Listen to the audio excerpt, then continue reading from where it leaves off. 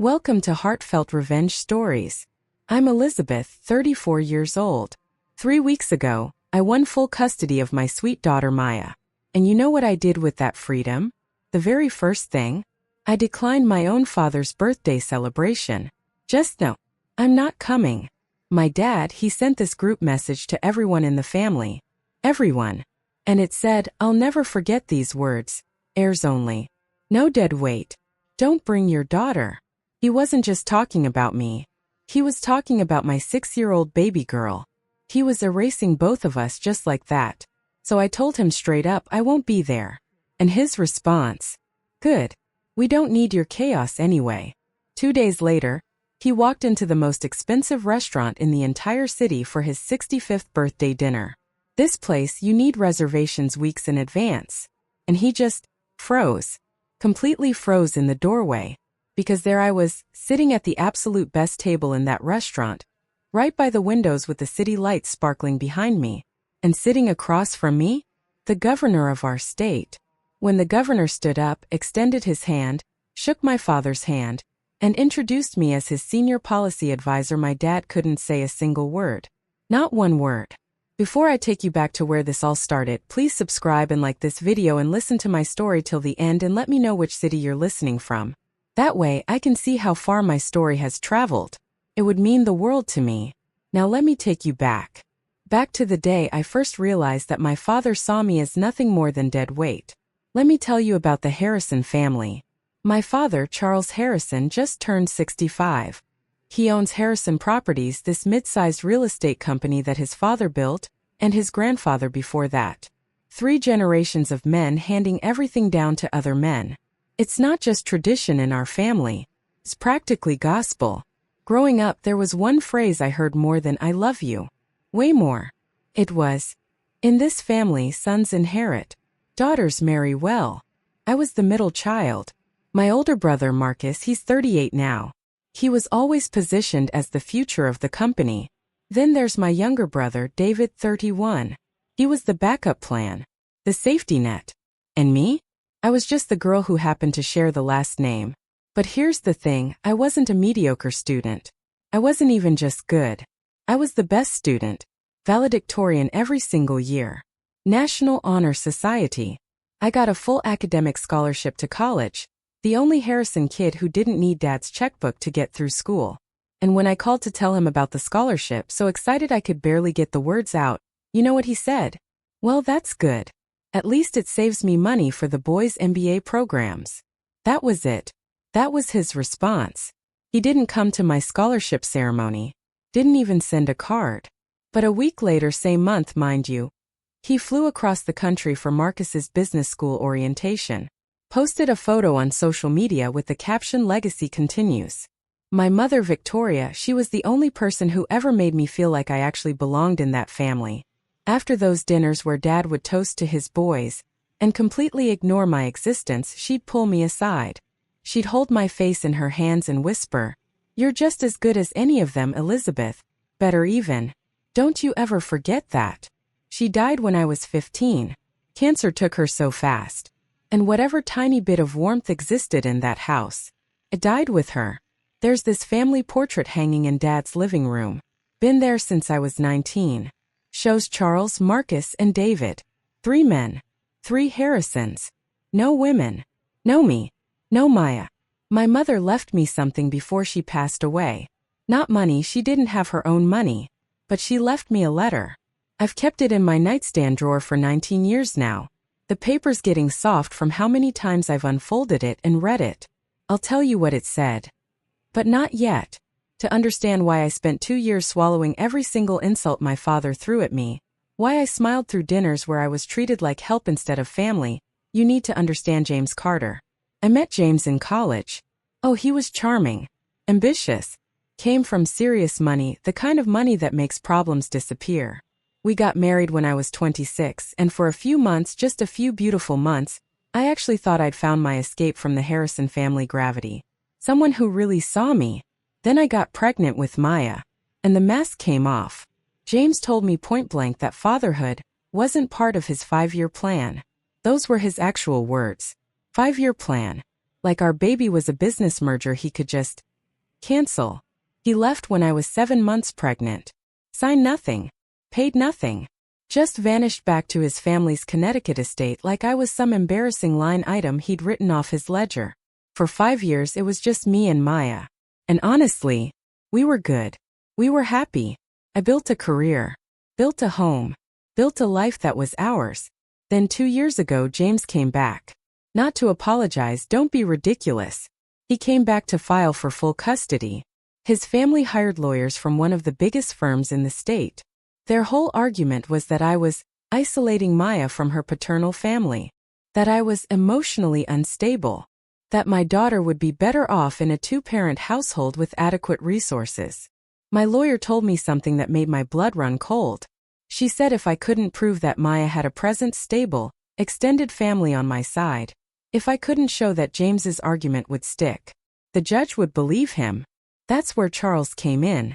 My father agreed to testify, to show up in court, put his hand on that Bible and say the magic words. My granddaughter has a loving family. I'm involved. The Harrisons are present. And he did show up. He said those exact words. But there was a price. There's always a price with Charles Harrison. Not money. He didn't want money. He wanted obedience. Don't embarrass this family. Don't cause scenes. Know your place. For 2 years, 2 long years, I paid that price. Every holiday where I wasn't acknowledged. Every dinner where I was seated near the kitchen like staff. Every group text I had to read where I wasn't even included in the conversation. All of it. I swallowed all of it. Also, this man who called me dead weight would stand in a courtroom and pretend, just for an hour, that he loved my daughter. And then, 3 weeks before his 65th birthday, the judge made her ruling. Full custody to Elizabeth Harrison. The judge said it so clearly, so plainly. The child has a stable home, a thriving educational environment, and a mother who has demonstrated extraordinary dedication. She mentioned testimony from Maya's school, from her pediatrician, from our family counselor, and yes, from Charles. He'd shown up in his best suit, told that courtroom that Maya was a Harrison through and through, that our family was fully present and supportive. The performance of his lifetime. James's lawyers objected immediately. Tried everything. The judge overruled every single objection. And just like that, 2 years of holding my breath was over. I walked out of that courthouse into the parking lot, got in my car, gripped the steering wheel with both hands, and I cried. Cried for 20 minutes straight right there in the parking lot. Not just because I was happy, though I was so happy I could barely breathe. I cried because I was free. That invisible leash Charles had kept around my neck for 24 months? Cut. Gone. No more forced smiles at dinners where I was introduced as between things. No more pretending I didn't hear him tell people I was still figuring out my path. No more watching my brothers get champagne toasts while I got silence. The custody ruling didn't just give me my daughter back. Gave me myself back. I sat in that car until my hands finally stopped shaking. Then I picked up my phone and called Sarah Mitchell. Someone I'll tell you more about very soon. Someone who'd been standing in my corner when absolutely no one else was. It's over, I told her, my voice still shaky. I'm free.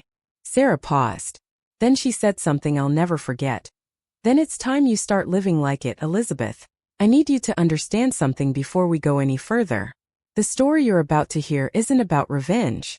It's about something much more powerful than that. Keep watching because what happens next will shake you. And if you've ever felt invisible in your own family, this is for you. I had an important meeting the next morning. Downtown in a building that overlooks the entire city.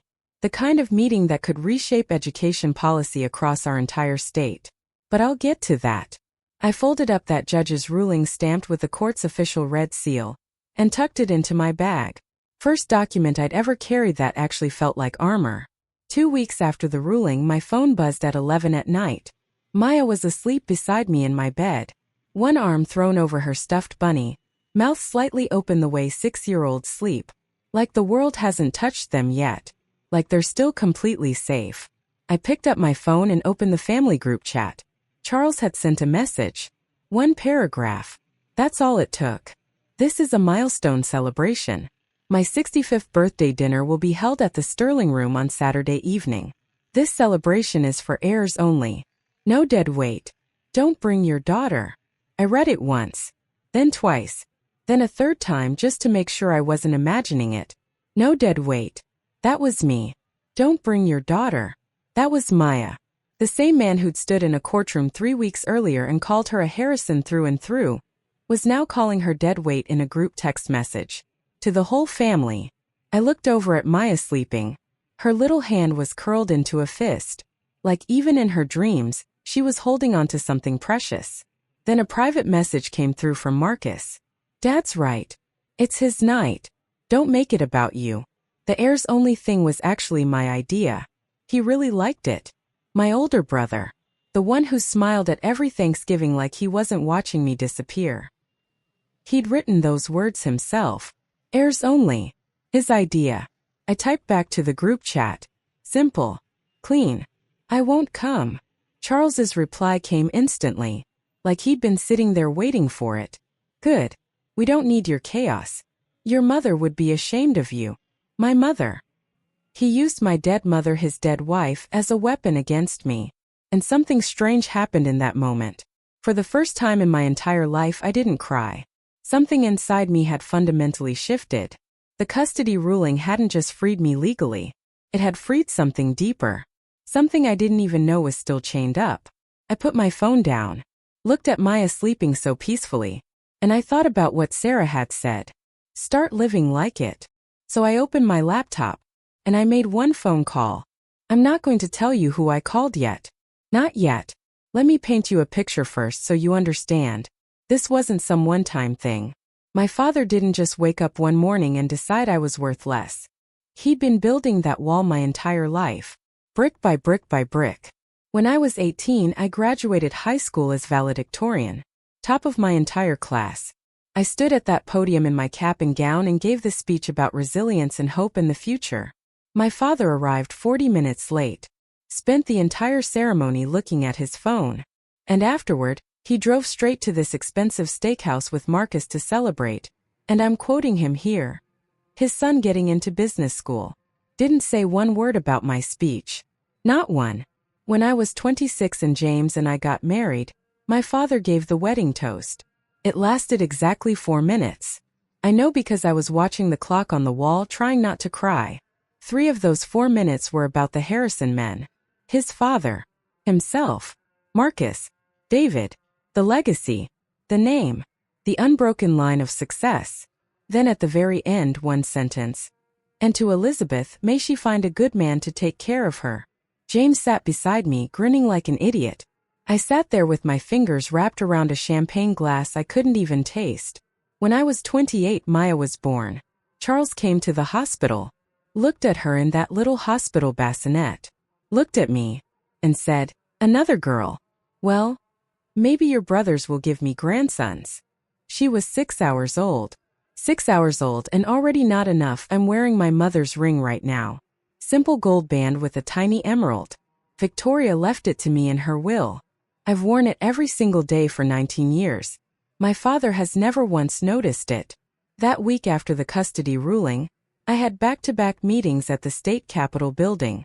There was one meeting in particular, a dinner meeting with someone very important. I'd been preparing for it for months, but I'll tell you about that when the time is right. 3 months before the birthday dinner, there was Thanksgiving. I went because I still needed Charles for the custody case. It wasn't over yet, so I went and I brought Maya with me. She wore this adorable little plaid dress she'd picked out herself. She was so excited to see her grandpa that she ran up the driveway ahead of me, her little shoes clicking on the pavement. Charles opened the front door, looked right past her, looked at me and said, "You're late." Inside, the house was packed. Charles had invited neighbors, some of his real estate partners, the Andersons from the country club. Important people. People who mattered to him. When they arrived, he did what he always does. He introduced his children. "These are my boys," he said, hand on Marcus's shoulder, nodding toward David. Marcus and David. The future of Harrison Properties. One of the guests, woman named Patricia, glanced at me and smiled politely. And this young lady? My father actually paused, like he had to recalibrate his entire brain. "Oh, that's Elizabeth. She's between things right now." between things. At that exact moment, I was a senior policy advisor for the governor's office. I had a security badge with my name and photo on it. I had a desk on the 12th floor of the state capitol building, right above the main rotunda. But Charles didn't know that, because Charles never asked. Rebecca, that's Marcus's wife, she leaned over to me later in the kitchen and whispered, "It must be hard being the only girl. But you know, men like Charles, they just think differently." She said it like she was being kind. She wasn't. At dinner, Maya sat next to Charles. She looked up at him with those enormous brown eyes just like my mother's, and said loud enough for the whole table to hear, "Grandpa, why aren't there any pictures of Mommy and me in your house?" The entire table went silent, like someone had hit pause on the whole scene. Charles picked up his fork. Didn't even look at her. "Eat your turkey, sweetheart." After dinner, David pulled me out onto the back porch. Cold November air. Dead leaves scraping across the deck. He looked down at his shoes and said quietly, "I'm sorry about Dad. I know it's not fair." I looked at him. My little brother. 31 years old and still terrified of his own father. "Then say something, David." He was quiet for a long time. Then he went back inside. That silence told me everything I needed to know about my little brother. "Listen, I need you to understand how the custody case really worked. Not the legal details, but the mechanics of how my father used it to control me. Because what he did was calculated. It was surgical. And it almost broke me. Stay with me because this gets so much worse before it gets better. Let me explain how James's attorney built their entire case. The whole thing hinged on one single word: isolation. Their argument was that I'd cut Maya off from family, that she was growing up in this bubble with no extended family support, that her mother, me, was too emotionally fragile to maintain healthy relationships. All lies. Every single word was a lie. But lies sound awfully persuasive when they come from a lawyer in a $900 suit. My lawyer said, "Elizabeth, we need your father on that stand. We need him to testify that the family is present in Maya's life. Without that testimony, the other side drives home their isolation narrative, and we have a serious problem." So I called Charles. And he said yes. But the deal, the unspoken, unwritten, but absolutely binding deal, came with conditions. Every single time I thought about pushing back on something, every time I considered declining a holiday dinner, every time I wanted to confront him about the family portrait that excluded me, every time I wondered why Maya and I weren't on the Christmas card, every single time, Marcus would call. Like clockwork. "Dad says if you don't show up, he'll have to reconsider his testimony. Something about you being uncooperative with family." It was surgical. They never screamed, never made overt threats. They just held the one thing I couldn't afford to lose, my daughter, and used it like a leash around my neck. Christmas that year I showed up. I smiled. I set the table. I served the food. I cleared the plates. I washed every single dish. Nobody said thank you. Nobody asked about my work. Charles gave a toast to the Harrison legacy. I stood at the kitchen sink drying wine glasses and staring out the window at the snow falling. I kept screenshots of Charles's texts during those 2 years. Not as evidence for court, the case was already over by then. I kept them because I knew someday I'd need to remind myself that what happened was real. That I wasn't exaggerating. That I wasn't being too sensitive. That I had every right to do what I was about to do next. A week after the heirs only text, I was picking Maya up from school. She climbed into the back seat, buckled herself in. She just learned how and was so proud of herself. She was quiet for a few minutes, which was unusual. Maya normally narrates the entire drive home like a tiny sports commentator. And then Sophia said she could do a cartwheel, but she really couldn't, Mommy. She really couldn't. But that day, silence. Then from the back seat, in this small, confused voice, "Mommy? What does dead weight mean?" My hands tightened on the steering wheel so hard my knuckles went white. "Where did you hear that, baby?" "I heard Daddy's mommy say it on the phone. She said Grandpa Charles calls us dead weight. Is that like when a road stops and there's nowhere to go?" James's mother. Gossiping on the phone where a 6-year-old could hear her. And she'd gotten that phrase directly from Charles, the man who'd typed it in a group chat like it was a dinner menu item. I pulled into our driveway, turned off the engine, turned around to look at my daughter. I don't know what my face was doing. I just know I needed it to be steady. I needed to not cry in front of her. Dead weight is just a phrase, sweetheart. It doesn't mean anything true about us. It's what small people say when they don't understand how strong you really are. That's all. She thought about that for a moment, then nodded. Okay. Can I have goldfish crackers? Just like that. 6 years old. That night after Maya fell asleep, I opened my nightstand drawer and took out my mother's letter. The paper was so soft now. 19 years of folding and unfolding. Of reading in the middle of the night when I felt most alone. The monogram at the top. Bitch Victoria Harrison. I read the part I'd been carrying in my heart all these years. Elizabeth, the world will try to make you small because you're a woman. Don't let them. Not even your father. Especially not your father. Build your own table. Build your own table. I sat there for a long time just looking at those words. And I realized something that hit me like lightning. This wasn't just advice from my dying mother. This was a blueprint. And I'd already been building. Quietly. Carefully.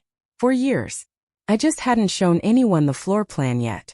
That night I picked up my phone and called Sarah. The dinner meeting with the governor next week, I said. I need to change the restaurant. Okay, pause. I need to ask you something. When someone you love treats you like you don't matter, like you're invisible, do you walk away? Or do you wait for exactly the right moment to show them who you really are? Drop your answer in the comments. And if this story is hitting close to home for you, go ahead and subscribe. But only if you feel it. Now let's keep going because Charles wasn't done. He never was. The week before the birthday dinner, Marcus created a new group chat. A bigger one this time. He added Charles's brother, Jonathan, Jonathan's son, Ryan, a few cousins, and the business partners who'd been invited to the celebration. The planning chat. The logistics thread. The celebration of the Harrison name. My name wasn't in that chat. I wasn't added. I only knew about it because Ryan, my cousin, 34, Uncle Jonathan's son, texted me privately. Hey, are you coming? I noticed you're not in the group.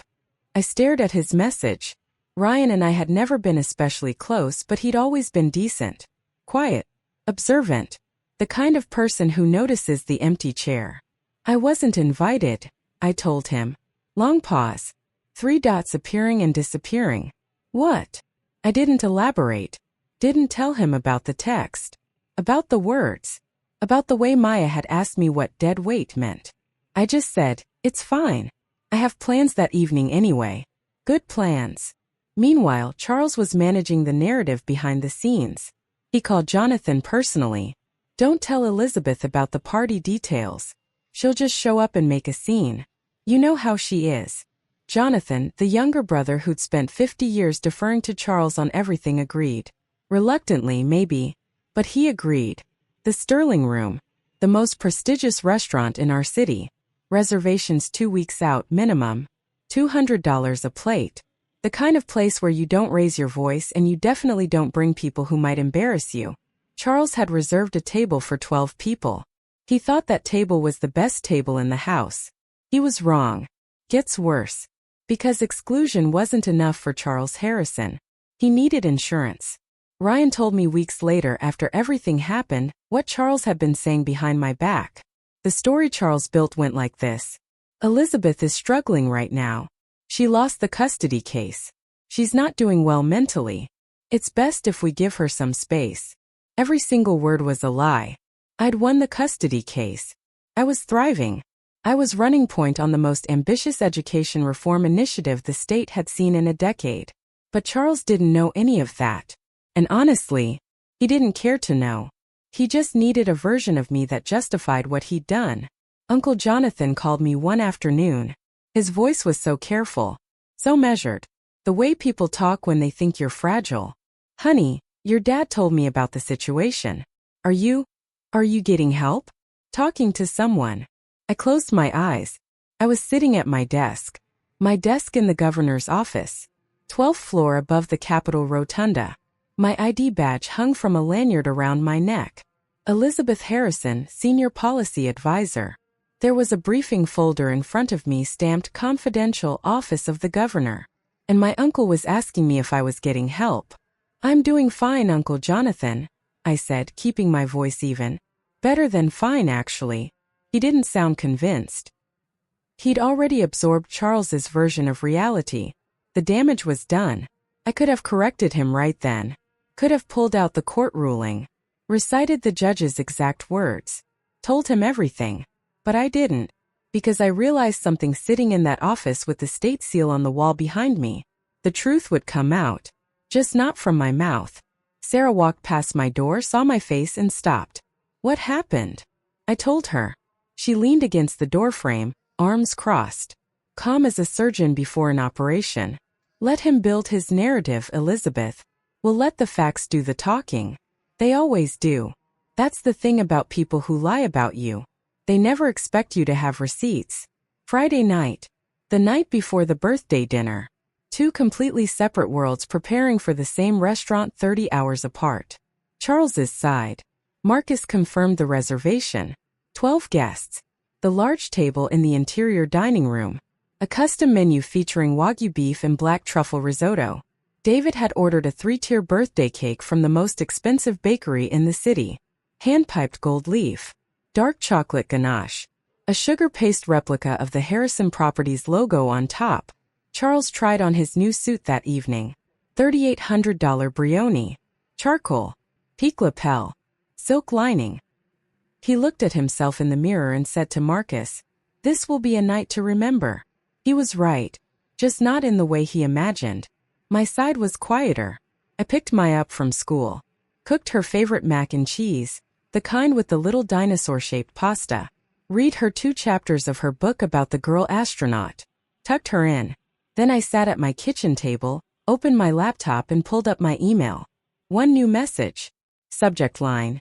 Dinner confirmation, the Sterling Room. Saturday, 7 p.m.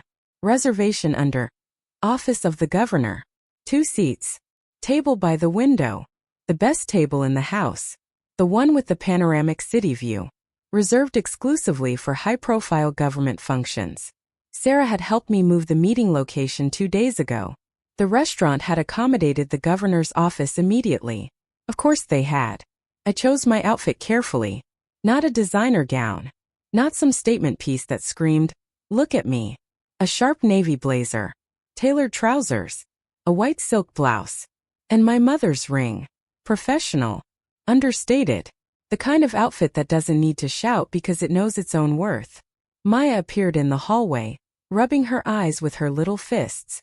"Mommy, are you having dinner with your important friend tomorrow?" I turned to her. "Yes, baby. Mommy has a very important dinner." "Is he the man on TV? The one you talk to about schools?" I smiled. "Go back to sleep, sweetheart." She padded back to her room on bare feet. I looked at my reflection in the dark window. Navy blazer. Mom's ring. Steady hands. Tomorrow I didn't need to be loud. I just needed to show up. What happens next? Even I didn't fully expect how it would unfold. My father thought he was walking into his coronation. He had no idea he was walking into the truth. Stay with me. You won't believe what happens when those 2 worlds collide at that restaurant. Saturday morning. The day of Charles Harrison's 65th birthday. I woke up at 5:30. Maya was still asleep, her bunny tucked under her chin. The house had that particular stillness that only early mornings have. Like the whole world is holding its breath. I made coffee. Sat at the kitchen counter. Checked my phone. The family group chat, the one I wasn't in but Ryan had been forwarding me screenshots from, was already buzzing with activity. Marcus had posted photos of the Sterling Room's private dining setup. White lilies in crystal vases. Place cards with gold calligraphy. A framed photo of Charles positioned at the head of the table. David posted a picture of 4 bottles of Chateau Margaux 2005. Roughly $600 each. Lined up like soldiers ready for battle. Charles himself had written, "Tonight I celebrate 65 years and the legacy I built with my heirs by my side." His heirs. 2 sons who'd never once stood between their father and his cruelty. I stared at that screen and for 1 week terrible moment that old feeling came back. That hollow pull in my chest. The voice that whispered, "Maybe if you just called him. Maybe if you said please just let me come. I'll sit at the end of the table. I'll be quiet. Just let Maya see her grandpa on his birthday. Old habits die so hard. Even the ones that hurt you the most. Then I looked up from my phone. Maya had wandered into the kitchen, still in her pajamas, clutching her bunny. She climbed into the chair next to me and said sleepily, "Mommy, is today the important dinner?" And I heard it again in my head. "Mommy, what does dead weight mean?" The hollow feeling left. Completely. Called Sarah. "I'm having a moment." "That's completely normal," she said. "You're not doing anything wrong, Elizabeth. You're showing up to a dinner you earned. The rest is just geography." Geography. I like that. 6 o'clock that evening. Across town, Marcus pulled up to Charles's house in his black Mercedes. Vanity plate. Harrison 1. Charles walked out in the Brioni suit, adjusting a silk pocket square. His silver hair swept back like he was arriving at his own coronation. He slid into the passenger seat. "Where's that gift from Senator Phillips?" Marcus handed him a small envelope. Charles turned it over satisfied. He'd invited a state senator to boost his image. A man he'd donated to for 3 election cycles. That was Charles's idea of power proximity. Stand close enough to someone important and the importance rubs off on you. He had absolutely no idea what real proximity looked like. Not yet. At my house I kissed Maya goodbye at the door. Mrs. Patterson, our neighbor, retired school librarian, the most trustworthy woman on the entire block, was babysitting. Maya wrapped her arms around my waist. "Good luck at dinner, Mommy. Tell your TV friend I said hi." I laughed. Kissed her forehead. "I will, baby." I drove downtown with the windows down. The city was that particular shade of golden hour that makes everything look like a painting. Warm light on old brick buildings. Long shadows across the avenue.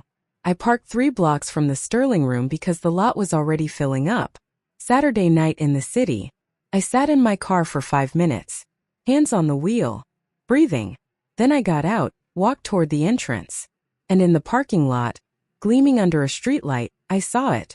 The black Mercedes. Vanity plate. Harrison 1. He was already here. I walked through the front doors of the Sterling Room. The hostess looked at her computer screen, then up at me. Her eyes shifted just slightly, the way people's eyes shift when a reservation carries weight. "Right this way, Miss Harrison," she said. "The governor's table is ready." The Sterling Room is the kind of restaurant where everything whispers. The linen is heavy. The lighting is low and golden. The servers move like they've rehearsed every step. And every table placement tells you exactly where you stand in the world. I was led to the window table, the one everyone in the room can see. Panoramic glass overlooking the city. The skyline spread out like a promise. White tablecloth. Crystal stemware. A single orchid in a slender vase. 2 place settings. The table was reserved under Office of the Governor, and the staff treated it accordingly. The restaurant manager came out personally to adjust the flower arrangement. Charles's table was deeper inside the restaurant, near the kitchen pass. A large round table for 12. Nicely set, certainly, but positioned in what anyone in the hospitality world would instantly recognize as second tier. Good but not best. Visible but not prominent. I sat down, ordered sparkling water, folded my hands in my lap, waited. I could hear, faintly, the sounds of a large party assembling in the other room. Chairs scraping. Laughter. The clink of expensive glasses.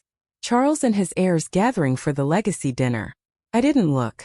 At 7:15, Governor Thomas Mitchell arrived. He walked in with a single aide. No fanfare. No security detail for a private dinner. Just crossed the room to my table with the easy confidence of a man who'd been in public service for 30 years. He shook my hand with both of his. "Elizabeth, so great to see you. I've been looking forward to discussing Phase 2. This was real, you understand. This was a work dinner. Not a stunt. Not a setup. The governor and I had been meeting monthly about the statewide education reform initiative I'd designed. Tonight was about expansion into rural districts. I had a briefing binder in my bag. The restaurant manager appeared at our table. "Governor Mitchell, welcome. Can I start you with anything?" The governor sat, opened his napkin, smiled at me. "Let's get to work." Then he said something else. Casually, almost as an afterthought.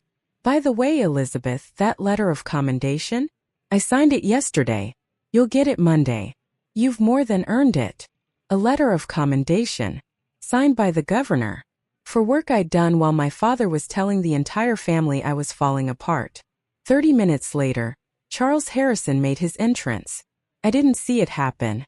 I was facing the window discussing policy with the governor, but I heard it. The way you hear a weather system shift before you see the clouds. The front doors of the Sterling Room opened and a group of 12 people swept into the main dining area with the kind of energy that comes from money and expectation. Charles walked in first. Brioni suit, silk tie, silver hair catching the light. Behind him, Marcus and Rebecca, David, Uncle Jonathan, Ryan, and 6 other guests. Business associates, old friends, people invited to witness the patriarch's coronation.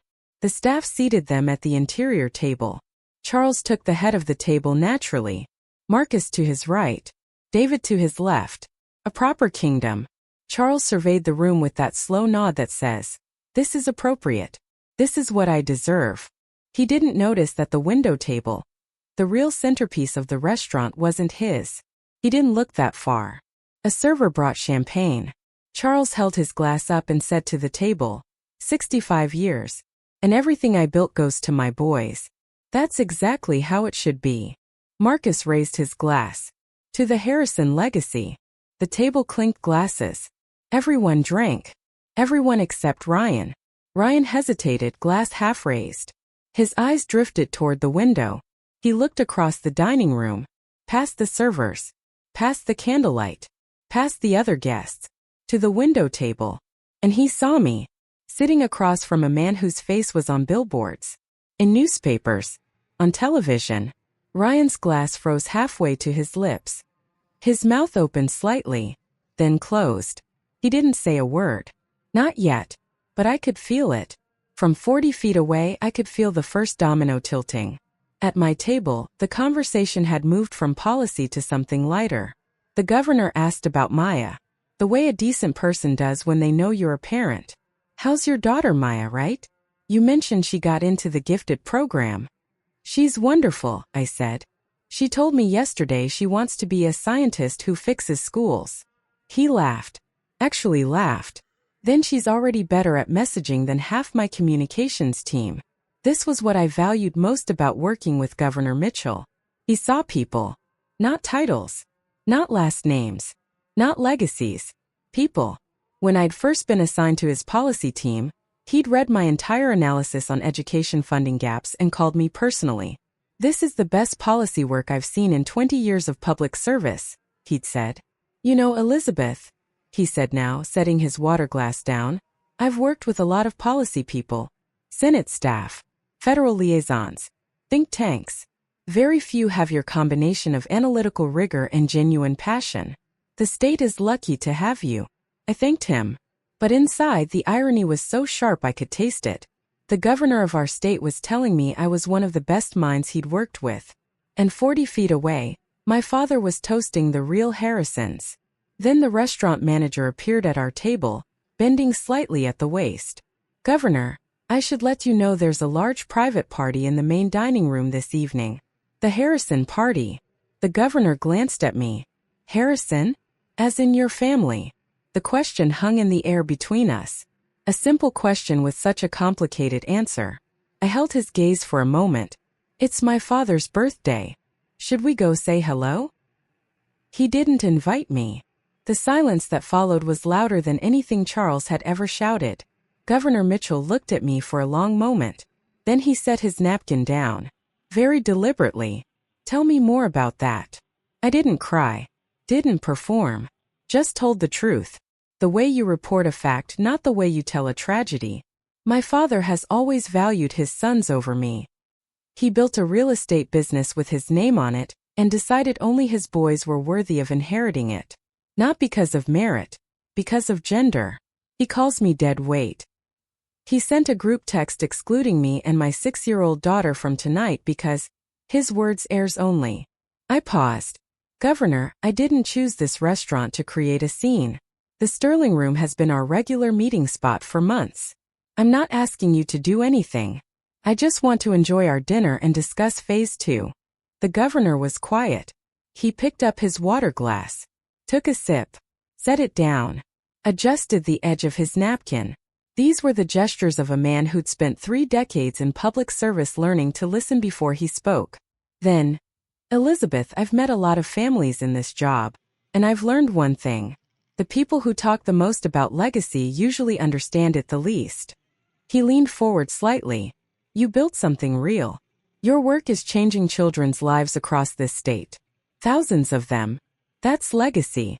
A last name on a building isn't. I'm not here for revenge, Governor, I said quietly. I'm here because I earned this seat. He nodded. Yes, you did. Then he turned to his aide. Cancel my 9 o'clock. We're going to take our time tonight. The aide blinked. Clearly wasn't expecting that. Sir. Cancel it. The governor turned back to me, picked up his menu. Now tell me about the rural district data. I want to hear everything.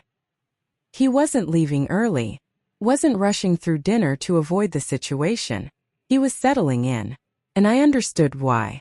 Not because he wanted to orchestrate anything, but because he'd made a judgment about what mattered. And what mattered was the work.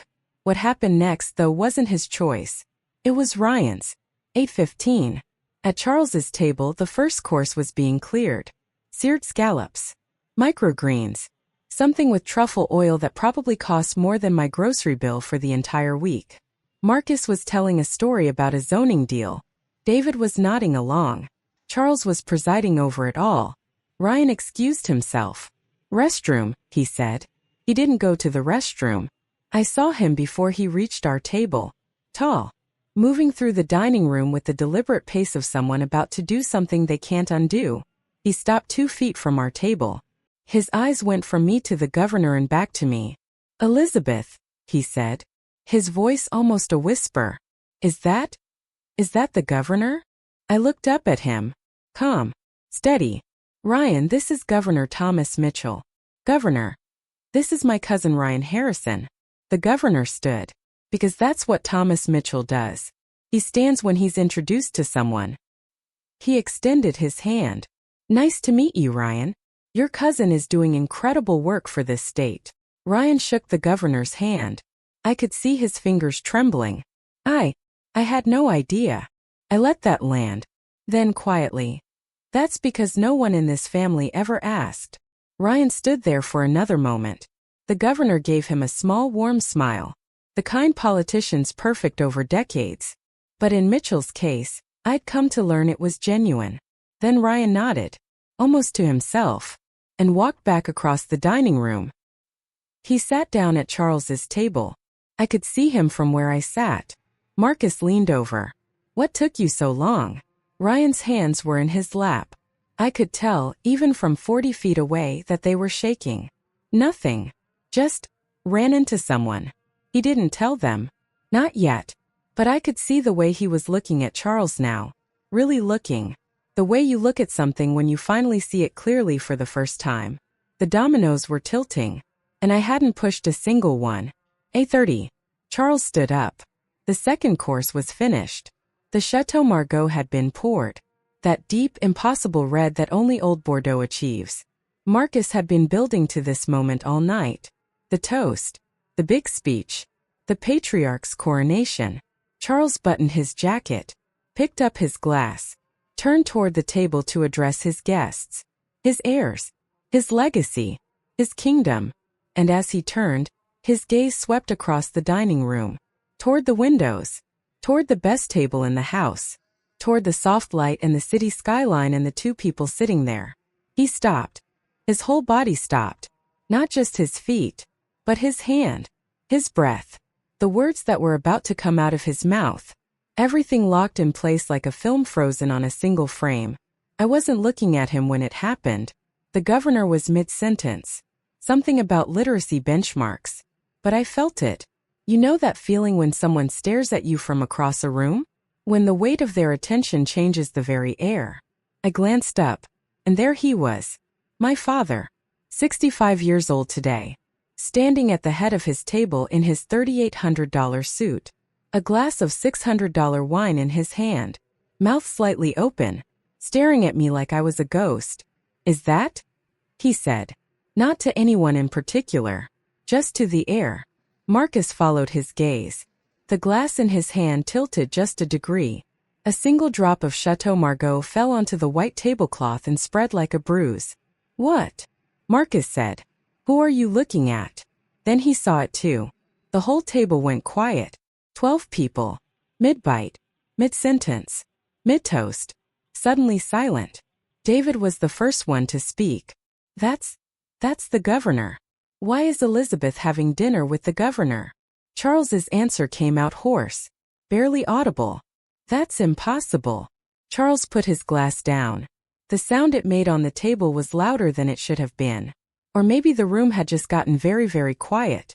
I need to go over there. Marcus grabbed his arm. Dad, don't. You'll make a scene. Charles pulled free. That's my daughter sitting with the governor, and she doesn't even have the decency to tell me. The irony should have cracked the ceiling wide open. 30 minutes ago she was dead weight. 30 minutes ago she wasn't even worth a seat at his table. And now, my daughter. Possessive. Urgent. Like I'd been his all along.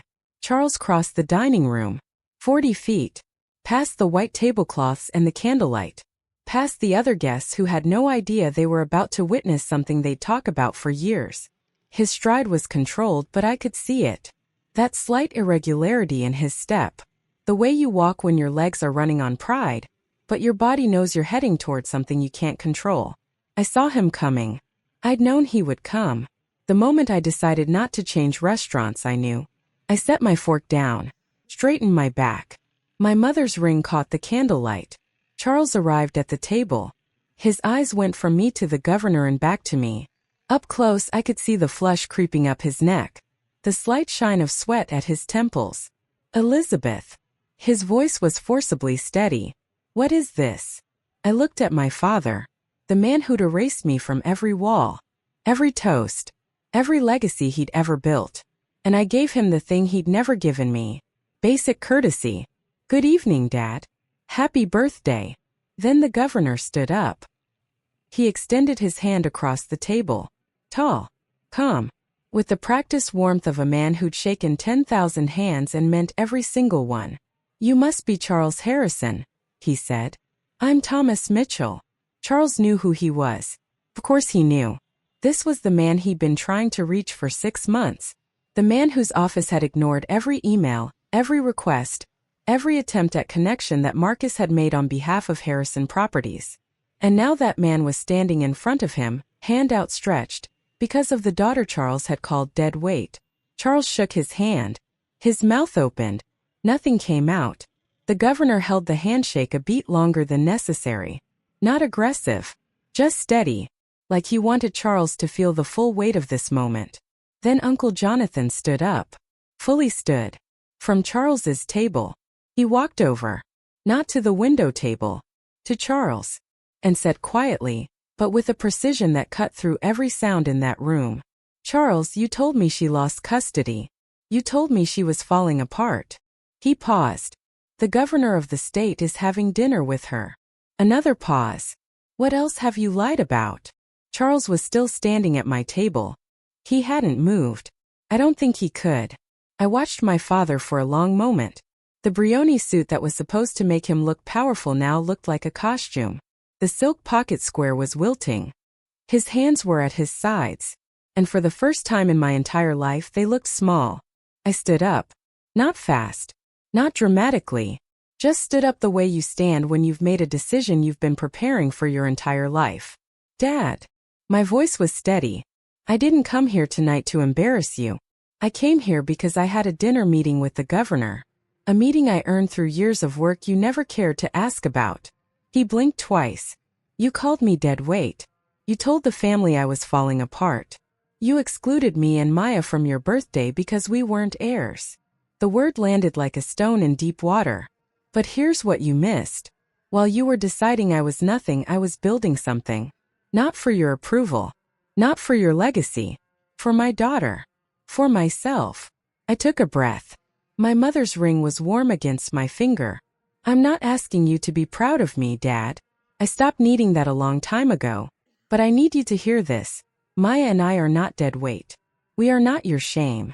And if you want us in your life, it starts with respect. Not control. Not conditions. Respect. I sat back down, smoothed my napkin, turned to the governor. I'm sorry about that, Governor. Thomas Mitchell looked at me with an expression I'll carry for the rest of my life. Not pity. Not awkwardness. Something warmer. Don't be sorry, Elizabeth. That was long overdue. Charles stood there for another 3 seconds. Then he turned and walked back to his table. He didn't look at me again. Not once. But I saw his hand. The one that wasn't holding anything. The one just hanging at his side. It was trembling. The governor waited until Charles was back at his table. Then he reached into the leather portfolio beside his chair and pulled out a document. Heavy cream-colored paper. The state seal embossed in gold at the top. A signature at the bottom that I'd seen on legislation and executive orders affecting millions of people. I was going to give you this Monday, he said. But I think you deserve it now. He slid the letter of commendation across the table to me. Picked it up. My hands were trembling. Not from fear. Not from anger. From the sheer weight of being seen. Of someone in a position of power looking at my work and saying, in writing with a seal and a signature, you matter. The letter cited my exceptional leadership in designing and implementing the state education reform initiative, my demonstrated commitment to equitable access, and my extraordinary analytical capabilities that have directly improved outcomes for over 200,000 students statewide. 200,000 students. While my father was telling people I was between things. The governor flagged the restaurant manager. Would you mind? I'd like to take a photo with Miss Harrison for the state's newsletter. The manager obliged. We stood side by side. The commendation between us. The city skyline behind us through the window. The camera flashed. From across the room I didn't look. But I could feel it. Charles was watching. His daughter. Holding an official letter from the governor. Posing for a state publication. In the restaurant where he was supposed to be king. Ryan returned to Charles's table. He stood. Didn't sit. And said, in a voice clear enough to carry, Uncle Charles, I just shook hands with the governor. He told me Elizabeth designed the education reform program the entire state is using. Pause. Did you know that? The table looked at Charles. Charles said nothing. There was nothing left to say. The narrative he'd built. Elizabeth is struggling, Elizabeth is unstable, Elizabeth is dead weight, was disintegrating in real time. And the person dismantling it wasn't me. It was the truth. Uncle Jonathan came to the window table next. He approached slowly. The way you approach someone when you know you owe them something you can't easily repay. Governor Mitchell, I'm sorry to interrupt. I'm Jonathan Harrison, Elizabeth's uncle. The governor nodded warmly. Of course, please. Jonathan turned to me. And his face. This man who'd known me since the day I was born.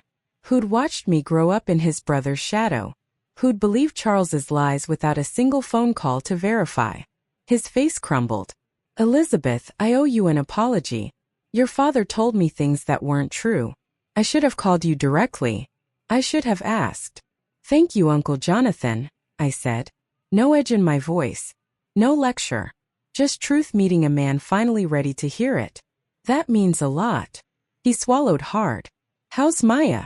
I haven't seen her in so long. I smiled. A real smile. The first one that evening that wasn't armor.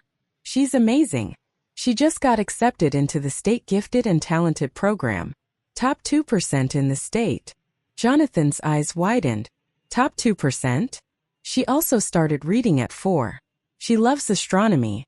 Last week she told me she wants to be a scientist who fixes schools because that's what she thinks I do. The dead weight granddaughter. The one who wasn't worth a seat at the birthday table. Top 2% of the state. Jonathan stood very still. Then his eyes filled. Not dramatically. Not performatively. Just the quiet overflow of a man realizing the enormity of what his family had done. He walked back to Charles's table. I couldn't hear exactly what he said, but I saw his posture change. Shoulders squared. Chin up. Then his voice carried. Just barely. Cross the dining room. Your granddaughter is in the top 2% of this state's gifted program, Charles. She's 6 years old. And you called her dead weight in a group text. Pause. The table was silent. I'm ashamed to be your brother tonight. Marcus tried to salvage it. Because that's what Marcus does. He manages, controls, smooths things over so the Harrison machine keeps running. He walked to the governor's table one more time, straightening his tie, forcing his face into something resembling confidence.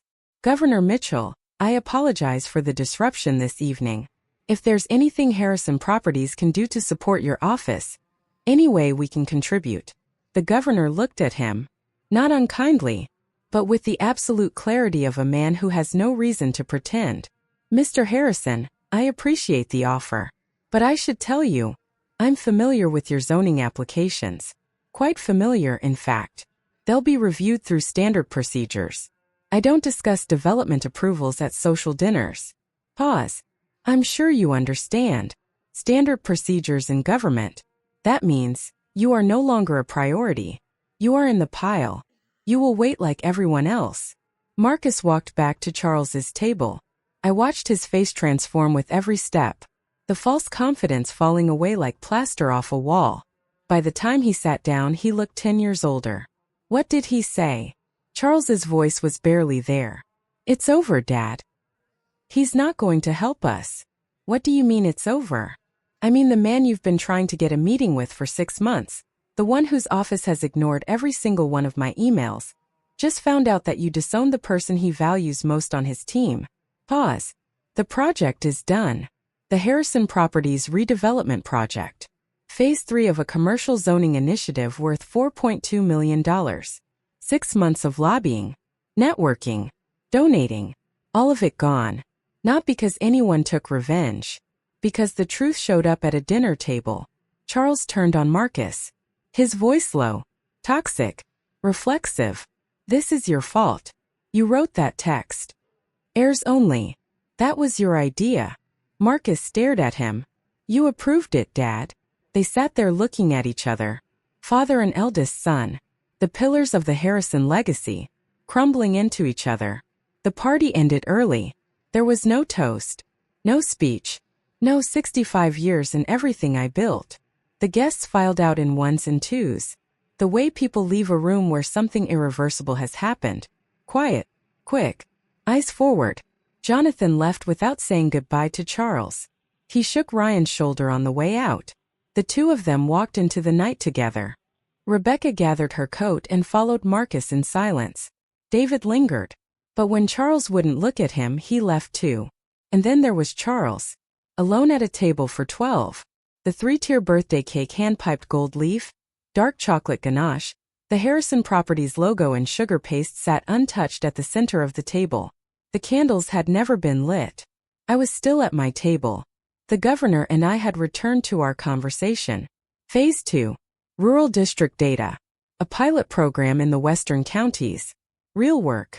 Meaningful work. I could feel Charles watching from across the room. But I didn't turn. There was nothing performative left to do. The truth had done its job. I just needed to keep being myself. But I'll tell you what I noticed from the corner of my eye. Charles was looking at his hands, specifically at his left hand, at the gold wedding band he still wore. The same band Victoria had placed there 39 years ago. The same style as the ring on my finger. My mother's ring. I don't know if he'd ever noticed before that I wore it. But he noticed tonight. I could tell by the way his fingers went to his own band and held it there. Like he was trying to remember something he'd lost a long time ago. He stood up, walked toward the exit, didn't look back at the cake, didn't look back at me. David's voice came from somewhere near the coat check. Dad. Not now, David. Not angry. Just empty. The front door closed behind him. And the last sound of Charles Harrison's 65th birthday celebration was the click of an expensive latch in a very quiet room. That was the last time I saw my father for 3 weeks. Until the letter arrived. The week after was strange. Like the air pressure had changed and nobody knew how to breathe yet. Marcus called first. That alone was unprecedented. In 34 years, Marcus had never called me for anything that wasn't logistics or leverage. Elizabeth, I. Long pause. The sound of someone swallowing something that tasted terrible. I didn't know about your job, about the governor, about any of it. You didn't know, I said, because you didn't ask. None of you did. Silence. I was the one who wrote the heirs only text.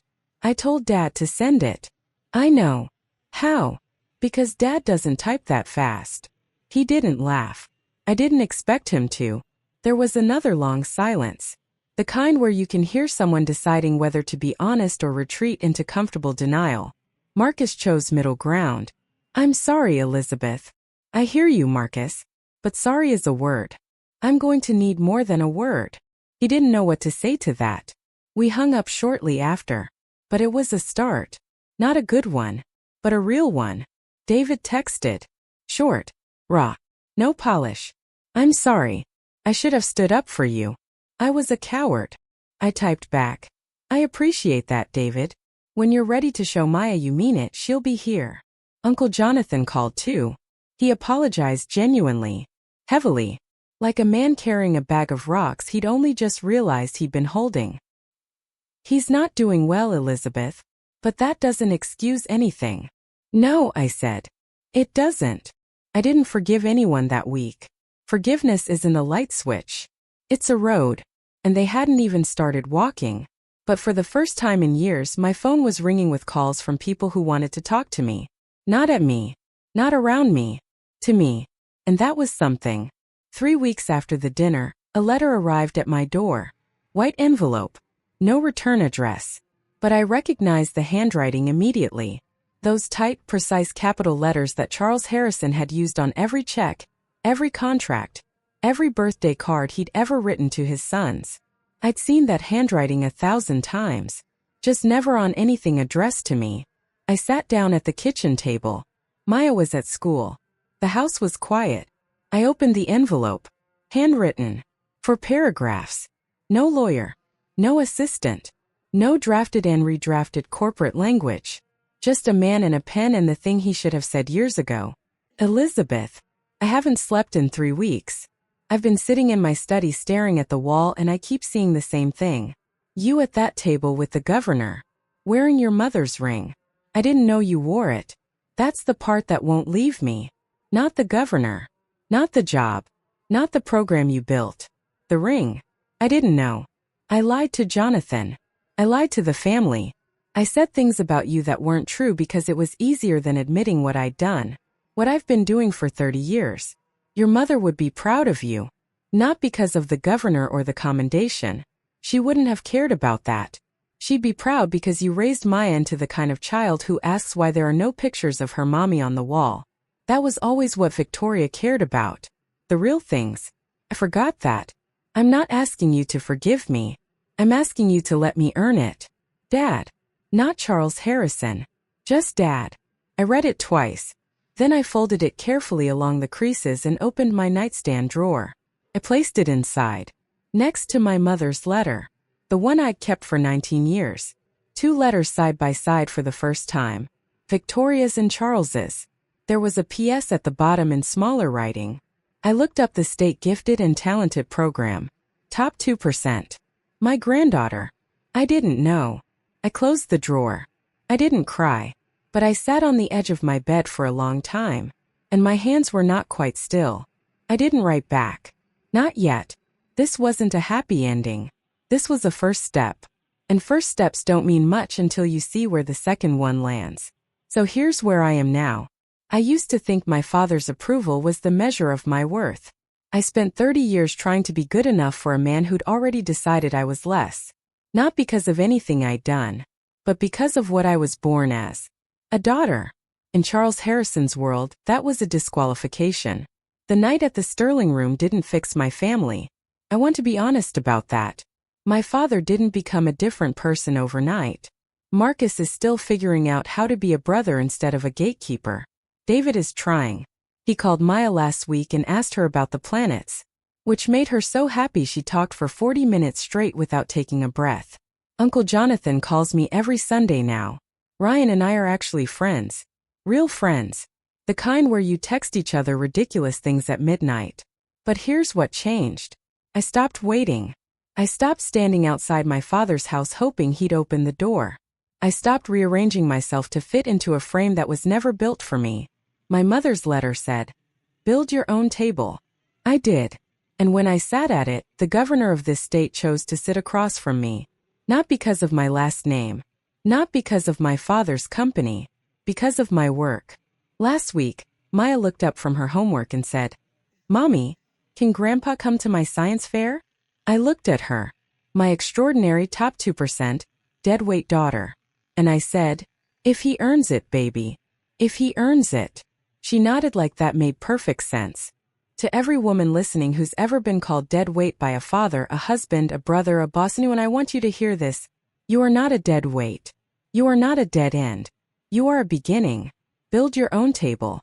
And don't let anyone tell you who gets to sit at it. Tell me in the comments. And if you've dealt with something similar, share your story. You're not alone.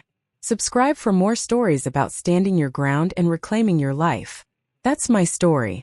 If you made it this far, thank you. Truly. Have you ever had to build your own table? Tell me about it in the comments. I read every single one. If this story meant something to you, hit like. And if you want more stories like this, subscribe. Until next time, remember, your worth is not up for a vote. Take care of yourselves.